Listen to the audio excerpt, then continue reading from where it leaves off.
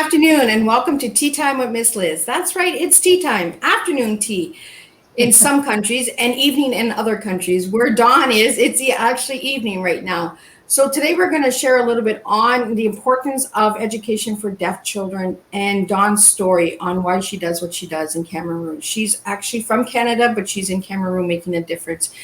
So I'm going to just introduce Dawn a little bit on who she is and then we'll get into a strong cup of tea and make a difference. And I will be putting up the link so that you can make a difference today for some of these children in Cameroon. So Dawn Doig is an author, and M.Sc, M.Ed is the author of 15 children's pictures books on a variety of topics, including childhood, hearing loss, bullying, and forgiveness. Digraphical learning English as an additional language and positive self-image. If I've said anything wrong, I'm really sorry, and I'll get Dawn to explain that a little bit more. Some of her books are just plain silly and prone to giggles. She has been blessed with 2 extremely rewarding careers working with children as an audiologist and as an English as an additional language teacher in different parts of the world, including way up north in the Canadian Arctic, Kuwait, England, Saudi Arabia, and Mongolia. Dawn has 2 grown children who live in Canada. She currently resides in Cameroon with her hubby, Bruce, and 2 very rambunctious but adorable female kitties.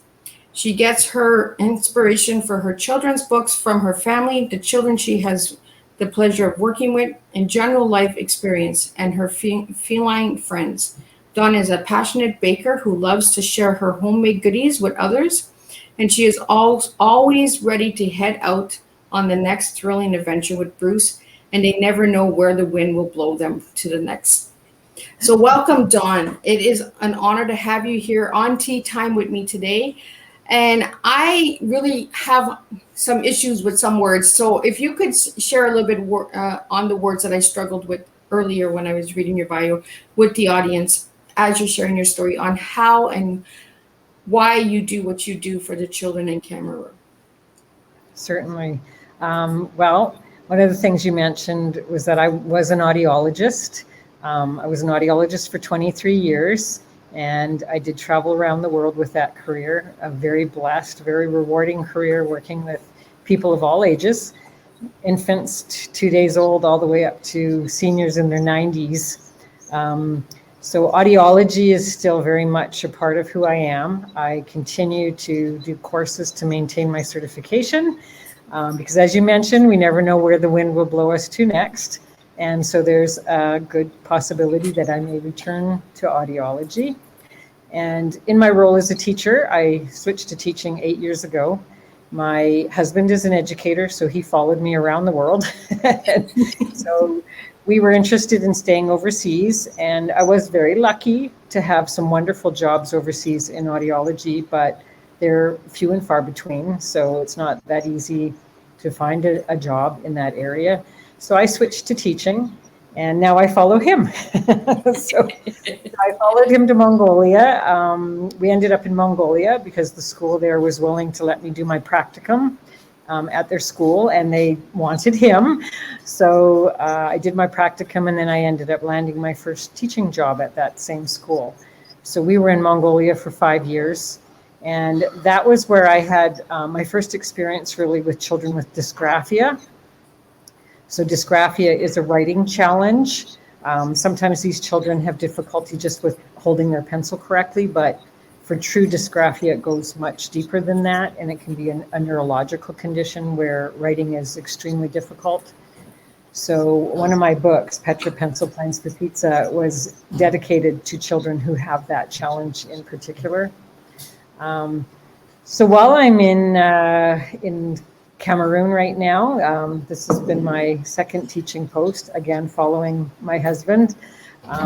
I've had the opportunity to visit a school for the deaf here, again, with audiology still being a passion of mine. And I was extremely disheartened to see how those children were living. We visited the school with 2 of our grade 3 classes.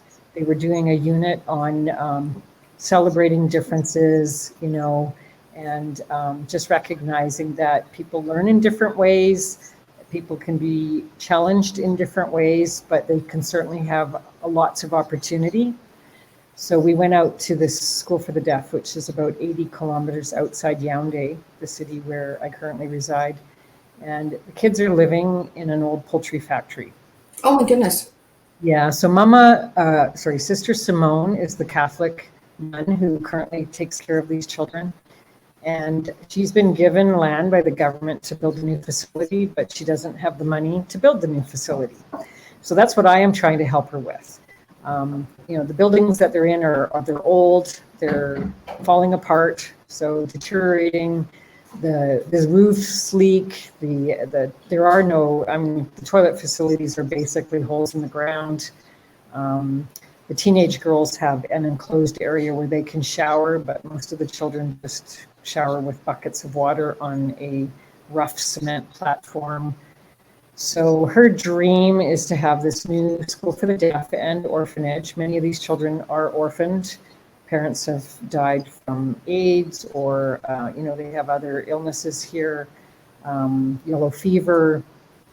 And so her dream is to have this new facility built. It's there are 5 modules to it. I actually have a copy of the entire project. An architect has designed the facility, so all the costs and everything are not just some dream. They've actually been provided. So module 1 is the new residence for the children, including their toilet facilities and new classrooms. So this would essentially give them, a very secure, safe, and comfortable place to live and learn. So that's what I'm trying to help with right now through the Go Get Funding campaign that I started, but also through selling my books. I am the author of 15 children's picture books. Writing has been a passion for a long time. I won't say I was born with it, but I did a lot of writing when I was a child. I won several writing contests in a row through our local newspaper when I was in upper elementary school and early high school. So I do enjoy writing. I enjoy sharing my stories. And as you read from my biography, many of my stories are inspired by real life children, our pets, in general life experiences, things that I've seen when we've lived in different places, things I've experienced directly myself. So I just enjoy writing and sharing, and when I see people laugh with the stories that I've written that are supposed to elicit laughter, it makes me very happy. When I have one book that's quite sad, and when people tell me that it has affected them in a way that makes them think about what's happened in the story and the emotions that it's evoked. As an author, when you're writing, you are expecting a certain kind of emotion or reaction. So when people comment that that's the type of reaction they had, it's very touching and fulfilling. So yeah, I do have a variety of books. Some are on positive self-image. One that I wrote here in Cameroon actually is about our perceptions of beauty. It's called Hairpiece. When I moved to Cameroon, I wasn't aware that a lot of the women and girls wore wigs and hair extensions. Even our little one, 3 years old, I was not aware of that. So me coming from Canada and then seeing that, it was quite an eye-opener for me and made me really think about how we look at beauty, because honestly, the women and girls are absolutely beautiful, whether they have, a lot of our young girls, if they're not wearing the hair extensions, will actually have their hair cut very, very short. At the orphanages, they tend to have them very short because of lice and things like that. But they're still absolutely beautiful. I never knew that. I never knew that about the wigs. Yeah, I didn't know either. And I have had a couple of women of color comment on that book because they saw me writing about black hair, if you want to say it that way. And they were quite intrigued that I would write a story about this.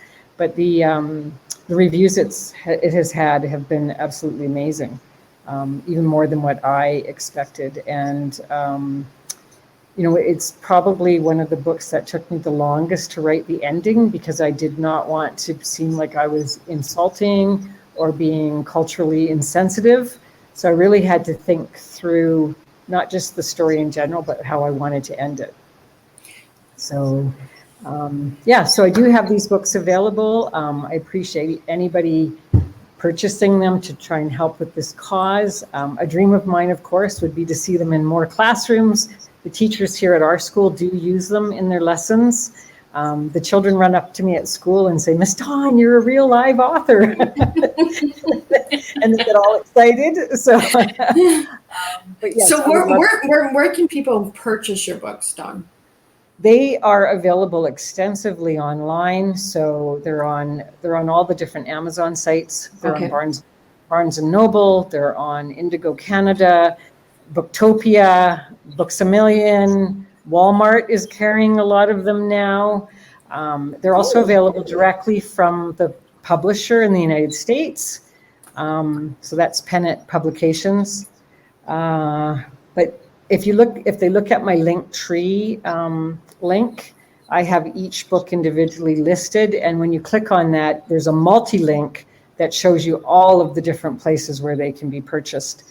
Because in England, they're on Blackwell's, Waterstones, Hive.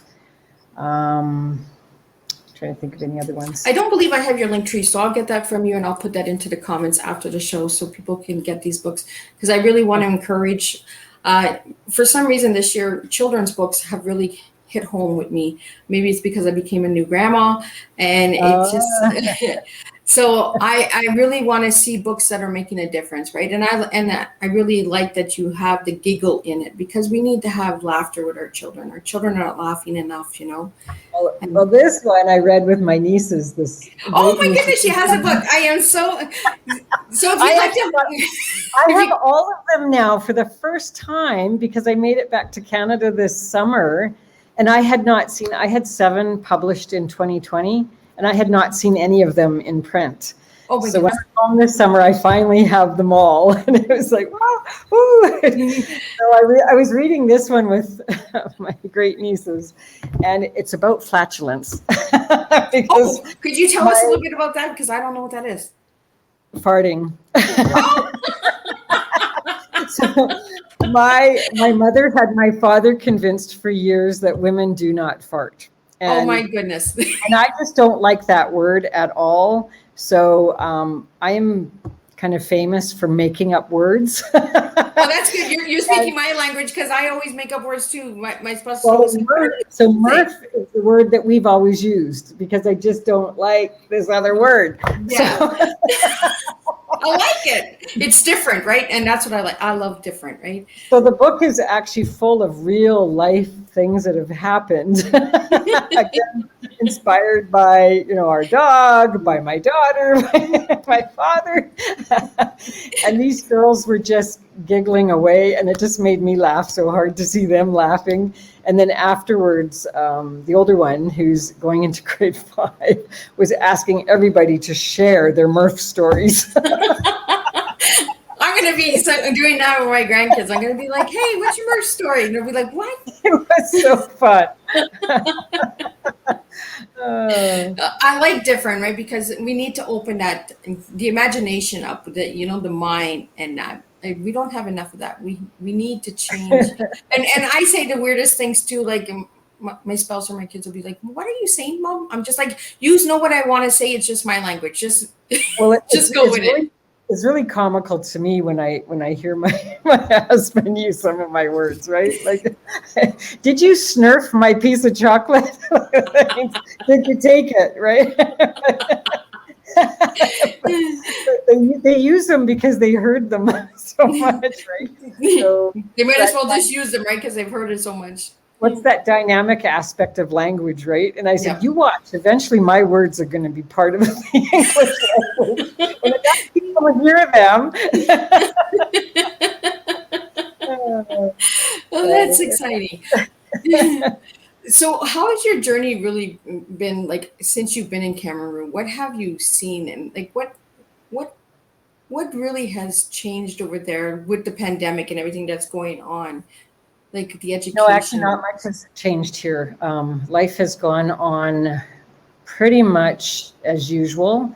Okay. When you think of a country like this, one of the things that, again, that surprised me was the shoe sellers walking around with a shoe on top of their head. I had never seen that before. So they will be trying to sell shoes. So they'll have one of them. Actually, we did see one person with a stack of 6 of them on their head. And then they'll have the others draped over their arms. And they'll basically walk up and down the sidewalks trying to sell their shoes. You'll also see somebody with a stack of towels or bed sheets or comforters, or you'll see the men walking through the traffic with car mats and windshield wipers hanging all over them, right? So in a place like this, shutting everything down is really not possible because the regular people rely on that kind of sale for their livelihood, right? So if you said, okay, nobody can sell bananas at the side of the road anymore, you've got to close down your vegetable stand, you've got to stop selling car accessories, what would these people do? So they did have a curfew for a while. The bars and restaurants had to close by 10, so you didn't have anything open till the wee hours.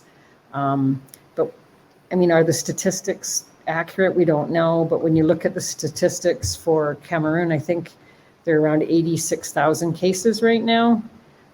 So, compared to even Canada, certainly the United States, there's no comparison in terms of the numbers, but we don't know for sure, how numbers are being kept, and a lot of people feel that because we have malaria here, some of the symptoms are similar to malaria. So do they have COVID? Do they have malaria? So that's a lot of the discussion as well. We certainly have been tested for it here. When my husband got sick, he was tested. They tested him first for malaria, and that came back negative. So then he was tested for COVID, and that was positive. So then I had to be tested, and I have consistently been negative. When we were in Canada this summer, we had to quarantine for 2 weeks. We went when you still had to do the 3-day government-approved hotel quarantine, and then we had to continue our quarantine at an Airbnb. And we had to be tested when we arrived in Canada. We had to be tested 8 days into the quarantine. We had to be tested again before we flew back here. We had to be tested before we left here. So we've had umpteen dozen nose swabs. I know, right? I think I'm on my 4th one. I'm just like, oh yeah, whatever, just do it. I think I had 6 within a matter of 2 months. Yeah. And I've been consistently negative. Again, did I have symptoms before or did I have it before he did and I was asymptomatic? Who knows? But and that's why people just need to be careful, because you don't know who it's going to get, right? And I always said that about hearing loss too, when I was working with young people who wanted to blare their music, or they're going hunting without hearing protections. Like, you could be the one that one blast, you lose significant hearing, right? That's what happened to me. You don't know, because you don't know your own physiology and how it's going to react to those things. You go to a number of loud music concerts and you leave the concert, your ears are ringing, and that subsides, but gradually over time, you could be the one that ends up as a permanent hearing loss that requires hearing aids. I wear earplugs to every single music concert I go to, because even though hearing aid technology is amazing now, really, compared to when I started in audiology in 1990. we won't mention that, right? We'll just throw that under the cover. But there's no comparison, right? But I still don't want a hearing aid, so yeah. I wear earbuds. And we were at Elton John, and I pulled it out to listen. And it's like, whoa, and then it goes, right? Yeah. Because I find it when it's really loud, my ears are buzzing, it's distorted, and when I have my earplugs in, it's just lovely. So. So could you share with the viewers on hearing aids, like, because I've noticed since I've got my hearing aids, I get a lot of ear infections. Is there a reason why there's more ear infections with the hearing aids? Is it because of blockage? Like, are you allergic to the material? I mean, that would be one of the first things I would ask, because I worked a lot with ENT doctors. So if somebody, are you getting an ear infection in the ear canal or behind your eardrum? Because there's different parts of the ear, right? In the ear canal. My first question would be, are you allergic to the material? Okay. And I did have patients where we had to put a sealant around the hearing aid itself, the casing, because they were reacting to the casing material. So that would be something to ask, ideally an ENT, but you could certainly ask your family physician about it, Okay. and then pursue that, because it's not normal to keep having ear infections Okay. from. Okay. And that's one thing I wanted to ask you when I had you on was. And is there an underlying condition that's actually not related to the hearing aids? But you should certainly have that checked if it's an ongoing problem. Okay. So, what is the youngest age that you've worked with, Dawn, for hearing loss? 2 days. No way. Yeah. We have universal, well, in Canada, we have universal hearing screenings in most places now. When I was in Saudi Arabia, I started the program at the large hospital where I was working. I was the head of the audiology unit. So I was responsible for getting the whole unit up and running. And so part of it was establishing the programs. So I had to get the hearing aid program up and running, the cochlear implant program, the oncology program. A lot of people aren't aware that many people who are receiving chemotherapy lose their hearing because of the chemotherapy. So we would do an assessment before they start their treatment, and then also follow them as they're having the treatment to see if there's any changes in the hearing. So we started that program at the hospital. We did a balance program, so testing people who had vestibular imbalance issues. Worked very closely with neonatology, so the preemies, premature babies who are at risk for hearing loss.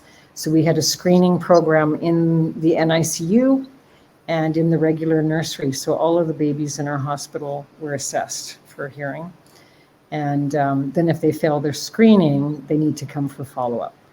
Babies can fail a hearing screening, and it's not because they have an actual hearing loss, like a permanent hearing loss, but they may have some effects on the hearing because of just from the birth, some vernix in the ear canal that's affecting their hearing at the time. But yes, I have diagnosed permanent hearing loss on very, very young infants. And the ideal really, in a comprehensive clinic is to have these babies assessed and diagnosed by 3 months and then fit with hearing aids by 6 months at the latest.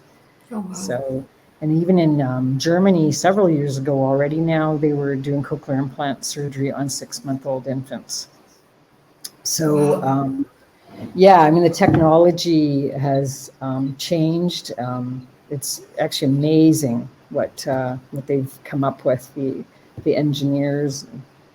When I think of the old hearing aids when I first started in 1990. There we go. In 1990, we're putting that under the cover again. We'll just slide that in. But even the assessment tools, some of the assessments that are being done, they didn't exist when I was a young audiologist, and we used to wonder about some of the cases we had coming in where we couldn't explain what was happening with the hearing. And now with the equipment and the tools that are available, it makes sense. Like we have more of an understanding now of what's going on with some of those unusual cases. But audiology is fascinating. You can see how it's still part of who I am. I'm still very passionate about it. I started a school hearing screening program at the school in Mongolia because I did have an opportunity to visit clinics in Ulaanbaatar where I was working, and none of the clinics were fully functional for assessing a young child. So I started a program at our school. The school was very supportive, which was absolutely wonderful. I made connections with local ENT clinics, and then I also established some referral hospitals outside of Mongolia, so Hong Kong, Korea, so that families had the opportunity, if they chose, to go abroad if their child failed the screening and have a full assessment done. And here in Cameroon, I was lucky enough to have a friend who's a Rotarian in Canada. He donated a screening audiometer and tympanometer for me to bring with me here. So at my current school, I do screenings on any of the children who are receiving support from me for English language learning or for learning support through my colleagues who do the learning support. And then I have a referral process in place. So if teachers are concerned about a student's hearing, I can also screen them. So yeah, it's I think it's a really important service to have at a school, and I'm able to do it. So, you know, So why not? are you the first one in Cameroon that is doing any of this, or is there other doctors that are there doing this? No, I don't know the extent. Honestly, I don't know the extent in terms of audiology. Okay. I had the opportunity to speak with an ENT doctor before I went to Canada, and she told me that there are 125 ENTs in the country, but I'm still not clear with audiology. It sounds like I'm the only one. So the ENT doctors are doing basically the job of both professions, which would be absolutely overwhelming. You know, audiologists are there to assist the ENT doctors, so to assist with figuring out the type of hearing loss, the configuration of hearing loss, whether what this patient is presenting with is something that can be fixed through a surgery. You know, so the concern is if you're working with equipment that perhaps hasn't been calibrated, which was an issue we ran into in Mongolia. They were telling me that their equipment hadn't been checked in a long time, up to 4 years. The proper practice is to have it calibrated annually to make sure it's functioning properly. So, you know, they were aware of some of the issues too. Bless them, their hearts are all in the right place. You know, they're doing the best they can with what they have. And I think that's the same here. So Sister Simone told me that the students at the orphanage have never had a hearing assessment. Wow. They are diagnosed as hearing impaired or deaf, basically deaf, because they're not speaking. And again, to me, that is just heartbreaking to think that in 2021, this cluster of children has not had a hearing assessment, but they're deaf, right? So I think the problem there is that they don't have the tools to be assessing infants. Okay. And that's another thing I've been trying to work on. I've been discussing this with, you know, my local colleagues and trying to see what we can do to even try and start an infant hearing screening program here so that children aren't being diagnosed as deaf when they're 3, 4, 5, 6, 7, 8 or older because they're not speaking, right? Mm-hmm. Because as an audiologist, I know that the first 2 years are critical for speech and language development. And I'm aware that an organization has come to do some cochlear implant surgery here. I'm trying to find out more about that because the videos I've seen, these children are all older. And again, I know that the outcomes are not as great as children get older and they're implanted older, especially if they were born deaf. Yeah. So there are a lot of, as an audiologist, I look at a lot of this and it's like, how can I help change this, right? And I think, personally, I think that they need to have some Cameroonians sent to train as audiologists. Okay. So whether you go to Canada, the United States, England, Australia, but go somewhere abroad. They are French speaking, many, so it may be that they need to go to France, Belgium, but I've been trying to make connections with anybody who might be interested in establishing scholarships to send some Cameroonians overseas. Because when I was talking about this, someone was asking me if I wanted to have an audiology clinic here and it would be my business, and no, that's not my goal. I think for it to be successful here and to be sustainable, it has to come from within. Yeah. So if we can get some Cameroonians trained and get the equipment on the ground and, do something to get that up and running. I did connect with a lady here whose family has a university. Okay. So I contacted my alma mater, which is Dalhousie University in Halifax, because they helped start an audiology program in China. So I was wondering if they could do something similar here. So I have now put this lady whose family has the university in touch with Dalhousie, and maybe something will happen there. I don't know, but in terms of audiology and hearing health care within the country, I think there's a huge need. Mm-hmm. And I'm only one person. Exactly, right? There's only so much you can do as one person. Right. So for me right now, something that I think that could happen quickly is getting these deaf children at least into a better living environment and, decent school. And then ultimately, Sister Simone's dream is to have this expanded. So the entire project includes a health clinic, because they are out of town, sports facility, a beautiful playground for these kids, and a training center because she would like to see is these kids having skills when they leave, not just being able to read and write, but actual hands-on skills that they could live fairly independent lives once they leave the facility. So her dream is to have lots of sewing machines. So if anyone wants to learn to be a seamstress or a tailor, an area for carpentry, metalwork, things like that, hands-on, where these kids can actually have a developed skill set when they leave the orphanage. So that's a big project. So I'm just working on module 1 right now. So do you want to share with the viewers that are watching now and the viewers that will watch in the replay about the GoFundMe? I have the GoFundMe link up, so if anybody would like to make a donation, I'm also going to bring up, and we're going to slide over to the side, I'm going to bring up the GoFundMe page so people can actually see the GoFundMe page. Okay. It's Go Get Funding, not GoFundMe. Go Get Funding, yes. The issue with GoFundMe is because I'm in Africa. So Go Get Funding was one that I was able to do from this distance. And I know people aren't always comfortable donating money directly to something, especially since they don't know me. That's why I thought, well, I've been blessed with being, having a publisher who believed in my books. I've got the 15 books published. So the proceeds from a book sale, each book sale will go towards this. So, ultimately it's a win-win. You get a book and hopefully eventually these kids get their new home and school.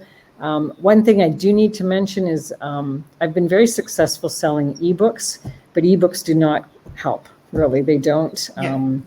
I think I sold 165 ebooks and made $1.89 or something like that. So, when you're looking at the cost for this module, as much as I appreciate that people are buying the ebooks, it certainly means a lot to me. It's going to mean an awful lot of ebooks to build this facility. So yeah, as I mentioned earlier, if people aren't interested in buying a book themselves, but can let teachers know, librarians know, if we could spread this word, I tell 2 friends, they tell 2 friends, then maybe eventually we can make this dream come true for Sister Simone and these beautiful children. I'll share with you that I went on a humanitarian trip to Vietnam in 1997, summer of 1997, and I have never forgotten that trip. They were trying to have a team go down there like Doctors Without Borders, and I ended up being the one who went with them. I managed to get 100 refurbished hearing aids from Starkey, wonderful company. I took down care and maintenance kits, batteries. Some other companies donated equipment for me to take with me. And then I went with basically a film crew from Kwantlen College, with a gentleman named Bob Karkner, rest in peace. He passed away a number of years ago, but Bob was just amazing. He did a lot of global education with youth from Canada, taking them to Guatemala and then to Vietnam. So when he was in Vietnam, he saw that these children at this deaf school were wearing very old, antiquated body hearing aids, and he wondered what he could do to help them. So I went down and basically took these body hearing aids off of them and put ear level on them. And they had a gentleman at the School for the Deaf orphanage there who was making ear molds. Just amazing, the stuff they were doing. And they wanted me to come and check to see if they were doing the hearing tests properly, if they were making the ear molds correctly. They were just doing amazing work. And I still remember when the van drove up into the parking lot and these little faces were pressed up against the window looking at us. And then when I went into the room that they had set aside, I was setting up the equipment and there's these little faces pressed up against the window, just waiting for their turn. I've never forgotten that. It was just such a highlight. And to see these kids and the love of the nuns who were looking after them, But we had one teenage girl, she was not an orphan, but she went to school there. She was deaf. And her dad, she had gone home for the summer. So dad brought her back 200 kilometers to see me. And I took that body hearing aid off of her chest and put ear level on. And her dad picked up Bob and spun him around, hugged him. I mean, the joy was just, and that's the thing, Liz, when I go on different social media and talk about this cause, I've been in rooms on Clubhouse where people have talked about the money that they have to give away. And when I mention this cause, they suggest that I have a music charity event, which to me is like, okay, I'm going to have this loud music charity event to raise money for a deaf school. Yeah, that doesn't. That I want to do that. But then they'll support somebody who has a makeup business and is trying to sell more makeup, right? Yeah. And so the way I look at it is, okay, so if you're supporting that business, you're going to get some money back, right? Yeah. My project, I'm sorry, you're not going to get any money back. The only thing you're going to get is pure, unadulterated joy when you see the faces of these children. I think even the moment that they're told that they're going to have a new home, they're going to have comfortable rooms, they're not going to have to worry about having the windows boarded up because a man is trying to abduct them during the night, that I'm sorry, that's it. It's just it's the raw truth, right? And that's what we do on Teatime, and that's why I have the Truth Hurts on Teatime, because we need to hear the truth. We need to be really waking our eyes up and really hearing, and that no pun intended with the hearing. But I mean, we really need to start listening. We need to really start changing lives and making a difference. So many people say, I want to change the world. I want to change the world. But then when it's time to change the world, do they step up and change the world? Well, somebody asked me once if I was publishing books and selling them to become a millionaire. And I said, no, that's not why I did it. I love writing them. I love sharing my stories. And I love seeing children reading them. So I haven't had enough of that shared with me. I do have some pictures of children reading them. And every time I look at them, it makes me smile because I know they're enjoying them. And but the person who asked me that said, but imagine what you could do if you had $1 million. And she's right. That school would have been breaking ground yesterday. I mean, I'm not super rich or anything like that. But I just feel having these books published is my opportunity to pay it forward, and help somebody who is in need. And in this case, it's a group of children who are in need. And honestly, Sister Simone told me that this poultry factory that they're living in it's been basically loaned to them. So she has no idea when they're going to come to her one day and say, I'm sorry, you need to go find another place. And that's kind of scary thinking about that. Where would they go? But no, I just think if she eventually has this really amazing facility for the deaf, we could move more of these kids in there because there apparently are deaf schools all over. Mm-hmm. There is a lot of hearing loss. I'm not aware of them even knowing why. In many developing countries, meningitis causes hearing loss from untreated or chronic middle ear infections. I have done a bit of reading on malaria, and they're looking at whether there's a link with that, because I can tell you most of our local kids who are at our school have had malaria at least once, and many of them have had it more than once. So, and it's, they get pretty sick with it.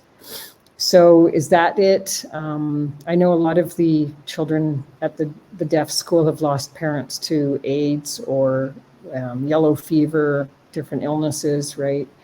And I am aware that at that one deaf school, they have 4 children from the same family. So there is evidence that there's a genetic component, which is, I'm not surprised, because we had genetic hearing loss in Saudi Arabia. We had genetic hearing loss in Kuwait, and that's the thing. Hearing loss is not selective. It affects us all ages. It affects all cultures, ethnic backgrounds, you name it. It's sadly, it's considered an invisible hearing loss. I honestly have not seen a hearing aid since I've been in Cameroon. Actually, I think I saw one on an older man at the airport when we first came. Wow. but I've certainly not seen any children wearing hearing aids. Even the cochlear implant thing that's happening, I haven't seen any children walking around with cochlear implants.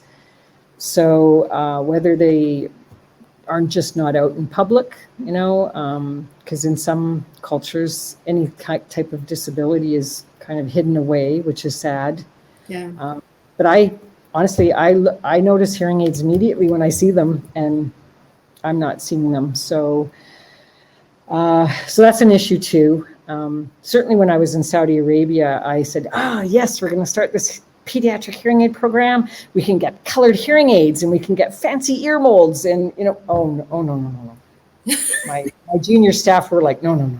The parents aren't going to want any colored hearing aids. It's like, why not? It makes them so special for the kids. They can have a red one on their right ear and a blue one on their left ear, and they can have an ear mold with swirly colors. And no. But I went ahead and got them anyway. I said, you watch, because we got the hearing aids, so we could actually remove the beige casing and put the beautiful colors on.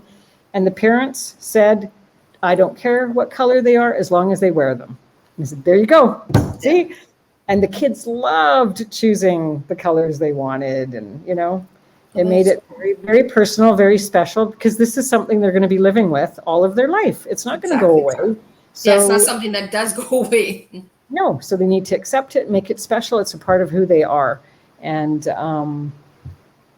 actually, my first book was written in Kuwait when I was there with the Kuwait Dalhousie Project. We were a large healthcare team, went over there to try and help improve healthcare services. And it is called And So Ahmed Hears. And goodness.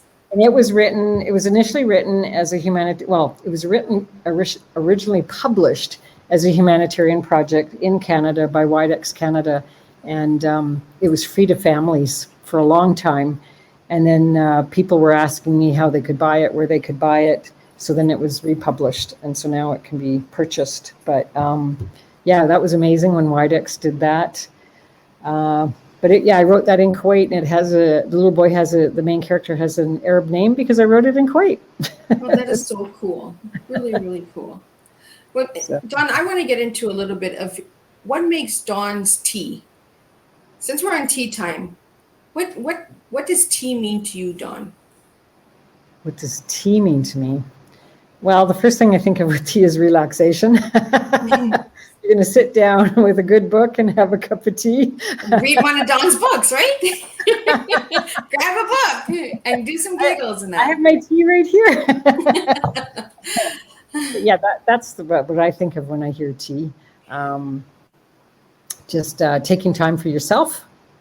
Whether you're chatting with somebody like we're doing, you always think of having a chat with a friend over a cup of tea.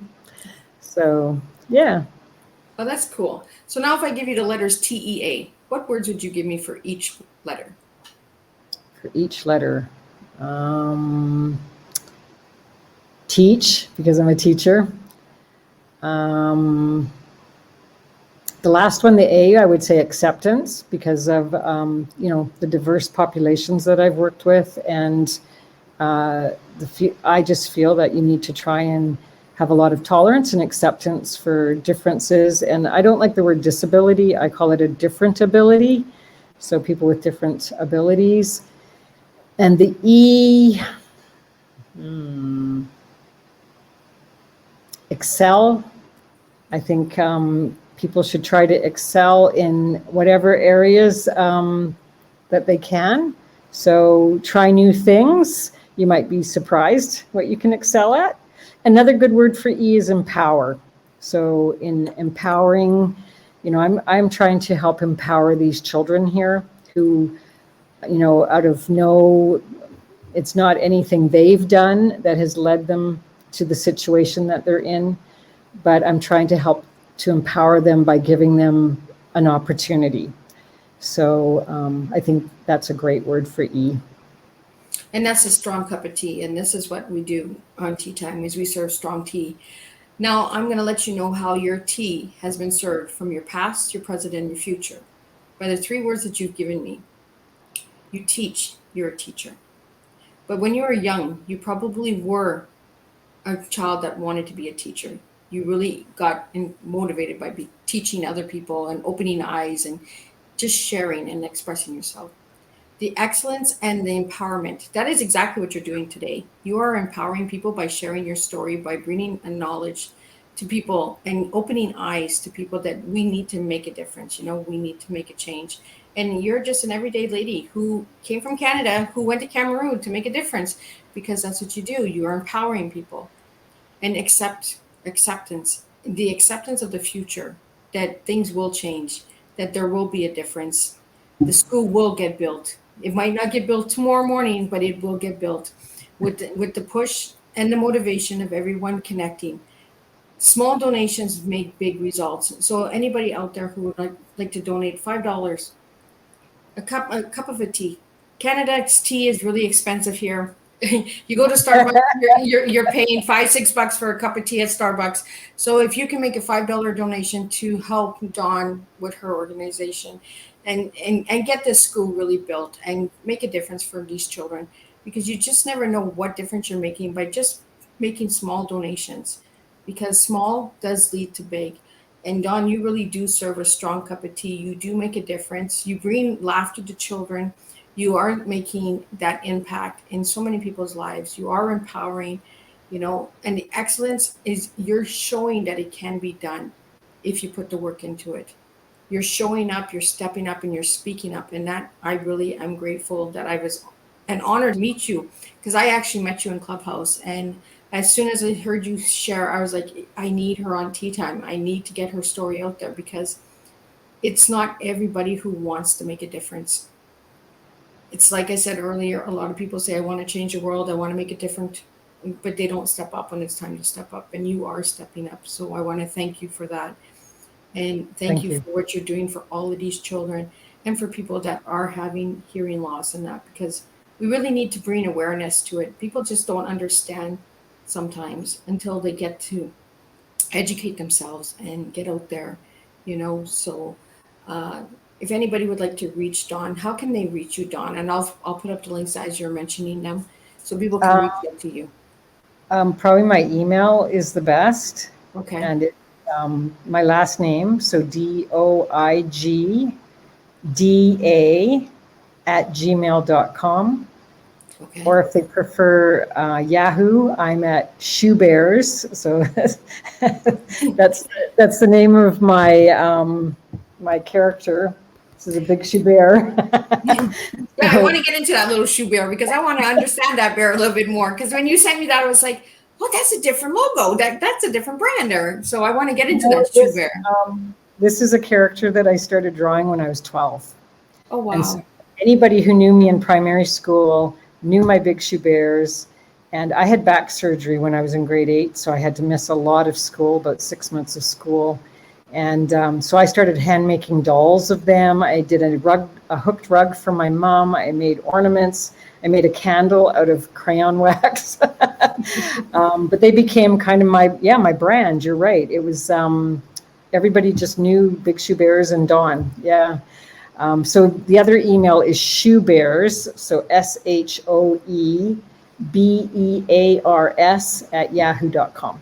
And I check both of them regularly. So I found your Facebook. Is that a Facebook page or a personal page that I have up there? That's one of my book pages. I have a personal one, and then I have 2 that are for my books. Another one is, so. I do my homework. I do try to get out everything that I can find. You're also on Pinterest, and I really want to bring out Pinterest, because a lot of people don't check out Pinterest, but it is a very open site for learning and educating yourself as well.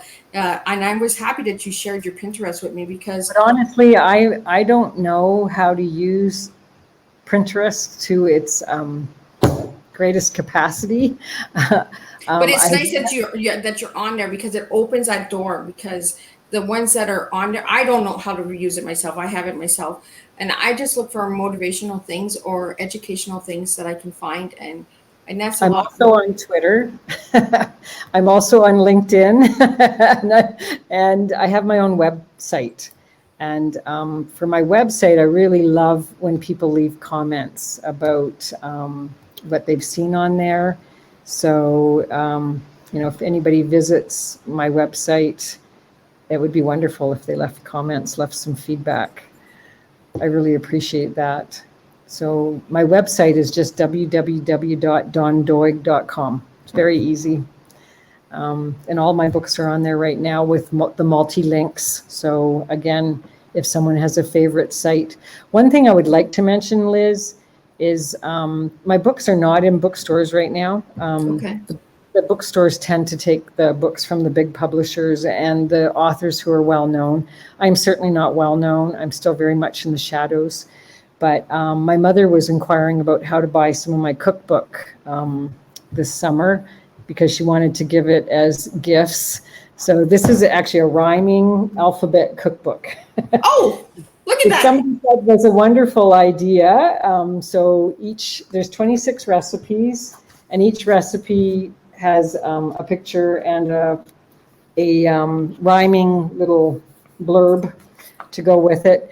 But so we went into a Chapters affiliate bookstore in Canada near where she's living, and they said they can order the books in.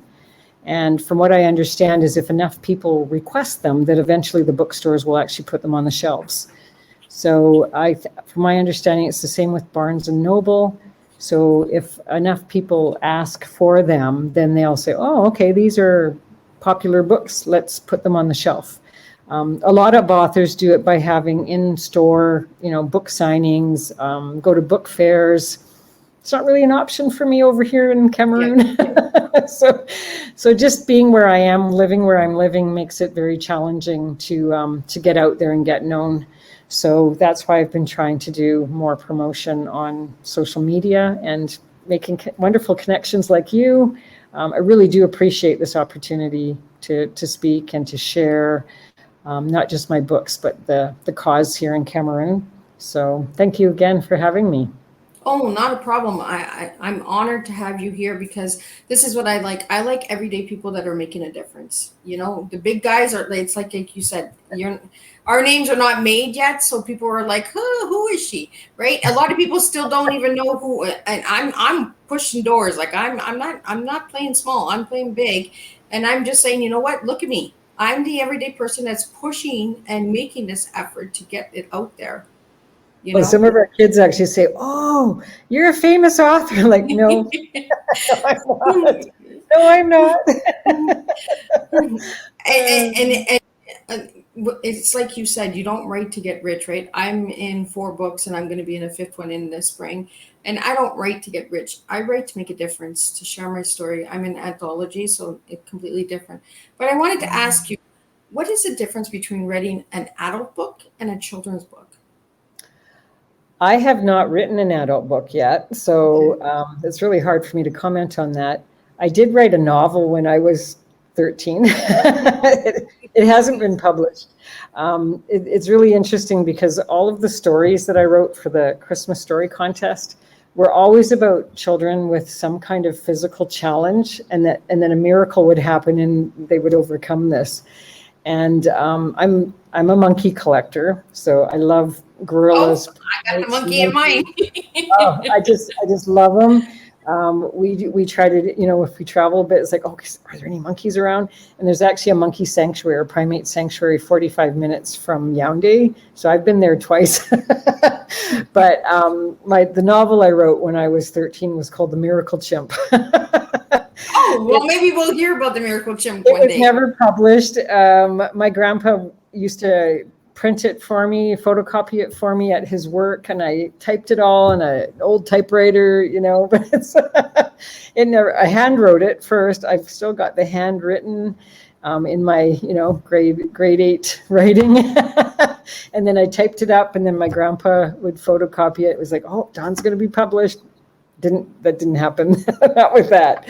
No, I've had people suggest to me that I do a memoir about my audiology career, because I have definitely had a very fascinating career, very rewarding, but I just think about, who would really want to read it?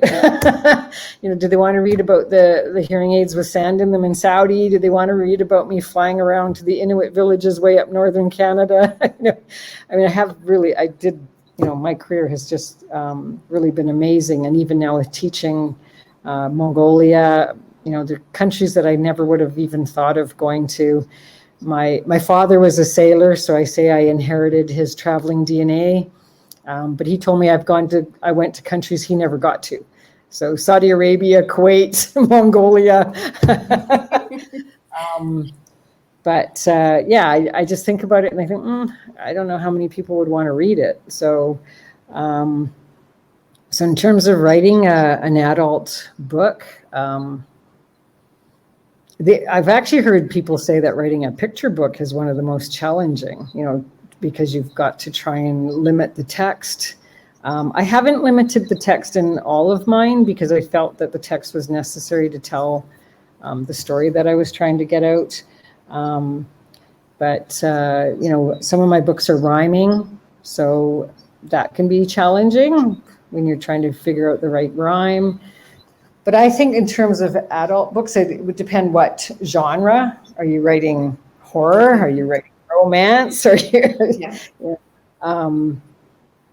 I guess you again need to think about what population you're trying to attract, and I think wording in an adult book would be, you'd really have to think a lot about how you're wording it.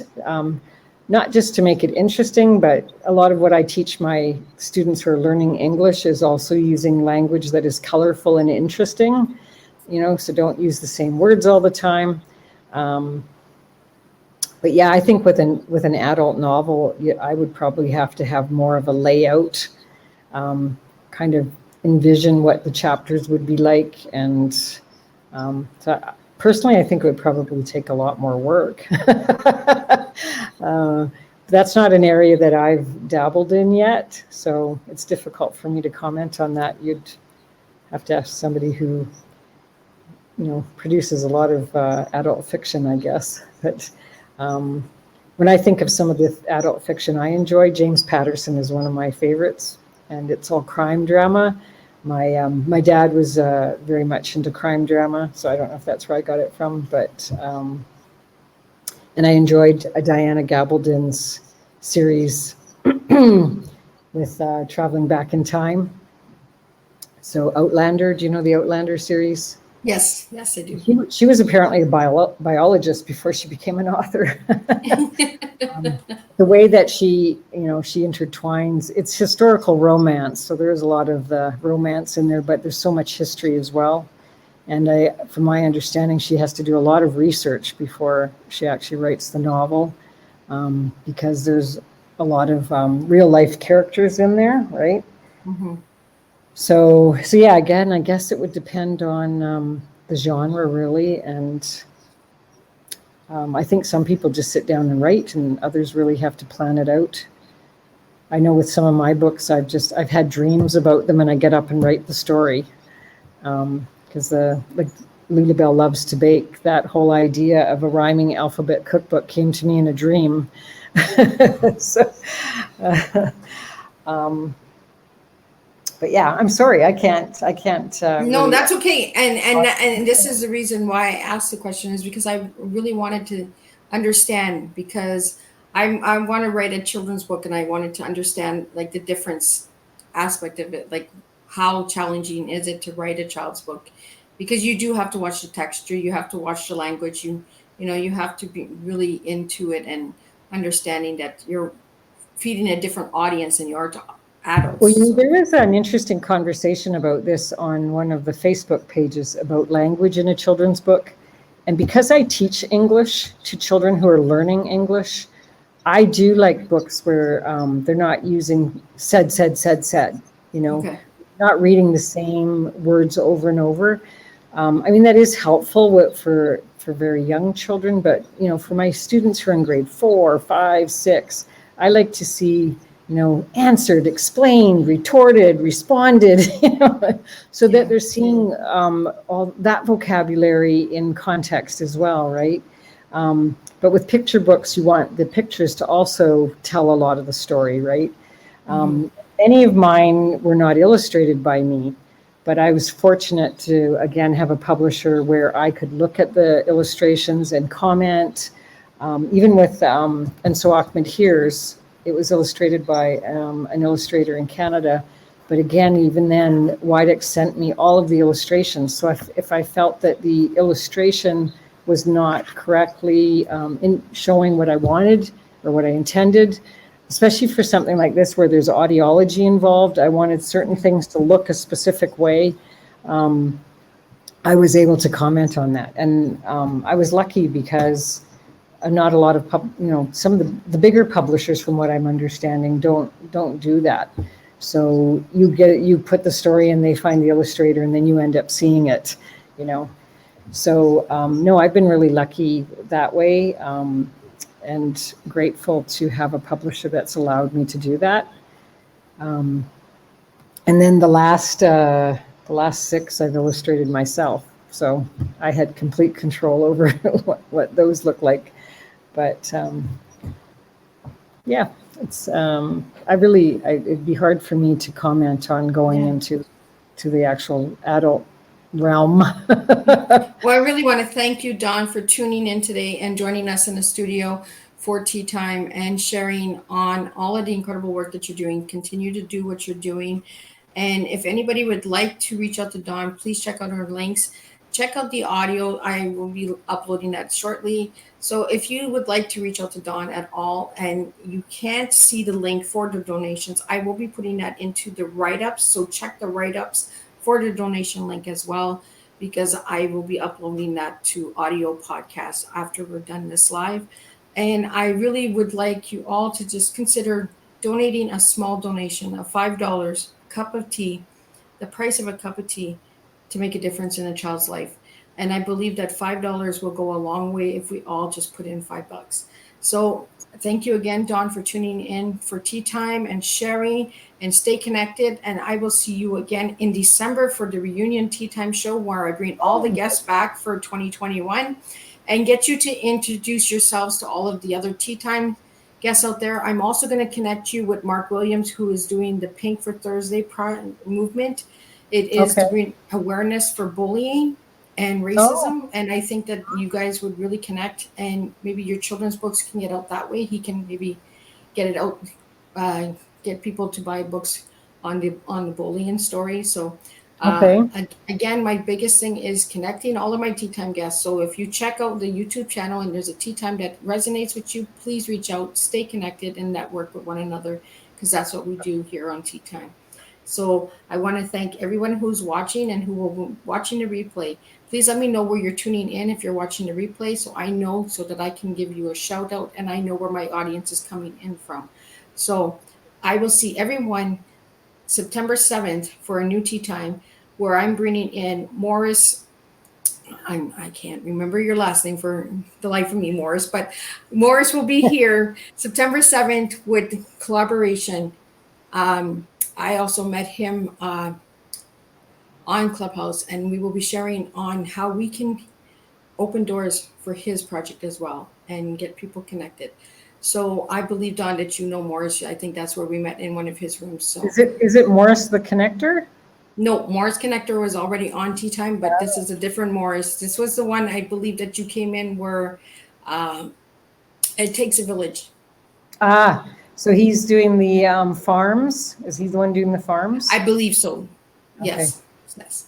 So he'll be That's on. The thing I say too, Liz, is there's so much need, right? Yes. So how people choose what they were passionate about, what they would like to support when there are so many causes, right?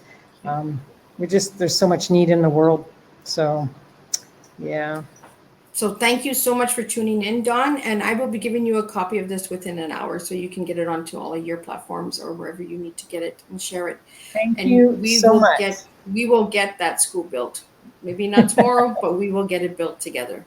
So thank you all for tuning in, and thank you to all the viewers that tuned in today and left your comments. I did see them. I got really into the conversation because this is a subject that is very close to my heart. So again, thank you all. Please let me know where you're tuning in from if you're doing the replay, and we will see you September 7th with a new Tea Time, and we will make a difference one cup of tea at a time. Thank you. Thank you so much. Good night.